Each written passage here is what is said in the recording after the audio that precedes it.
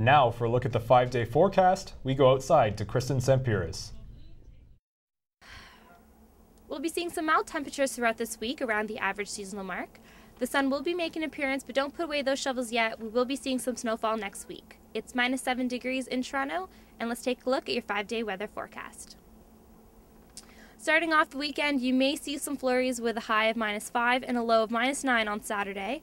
Sunday is looking a little better, no snowfall, but temperatures may drop to -12.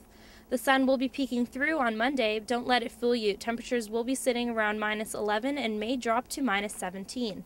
We'll start off the new month with 5 centimeters of snow, as Tuesday we'll be seeing some cold temperatures with a high of -7 and scattered flurries. That's all for your weather update. I'm Kristen Sampiris, and back to the newsroom. Thanks, Kristen. Former South African Prime Minister Nelson Mandela is out of hospital this morning after suffering from a chest infection. Mandela, 92, spent 2 days under doctor's observation, with many South Africans worrying about his health. Doctors say that such problems are common to people his age. The anti-apartheid activist's public appearances have been rare in recent years, but he did appear during the final game of the 2010 World Cups in South Africa. A French court has upheld the country's ban on gay marriage. The court says that while civil unions are recognized, it will not join countries like Spain, Belgium, and Canada in accepting full-out marriage. The ban was challenged by a lesbian couple who have been living together for 15 years and are raising 4 children together. A public opinion poll says that 60% of the country supports gay marriage. Canadian coffee drinkers are being encouraged by a new political movement to spend less time waiting in line for coffee and more time writing letters to their government. The Coffee Party is asking voters to gather together over coffee breaks and express their concern through words. The leader of the group says he wants to achieve more honest and efficient government. The Coffee Party of Canada is not to be confused with the Tea Party in the United States. And finally, today marks the 25th anniversary of the Challenger Space Shuttle disaster. On this day in 1986, the Challenger Space Shuttle exploded just over a minute into its flight, killing all 7 astronauts on board.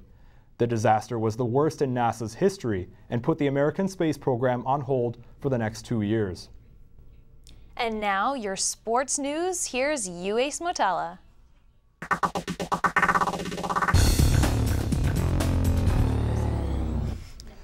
It was an exciting week for Humber sports as both Humber volleyball teams continued their dominating seasons, and it was especially exciting for new all-time record winner Landis Doyle. The Hawks women's volleyball team was shooting for more than just a win as they hosted the Conestoga Condors Wednesday. 50-year All-Canadian Landis Doyle entered the game just 7 points back of the OCAA all-time scoring record.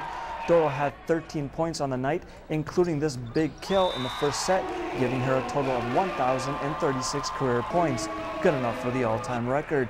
Teammates and fans congratulated Doyle after the first set, where she received flowers and posed for a photo with coaches Chris Wilkins and Dean Wiley. The Hawks went on to beat the Condors in straight sets. After the women were done, the men took the court at Humber's North Campus. The Humber men's volleyball team was looking to stay in first place in the OCAA West as they hosted the Conestoga men's team. Strong performances by player of the game Brandon Wong and Paul Kemboy led the Hawks over the Condors in straight sets.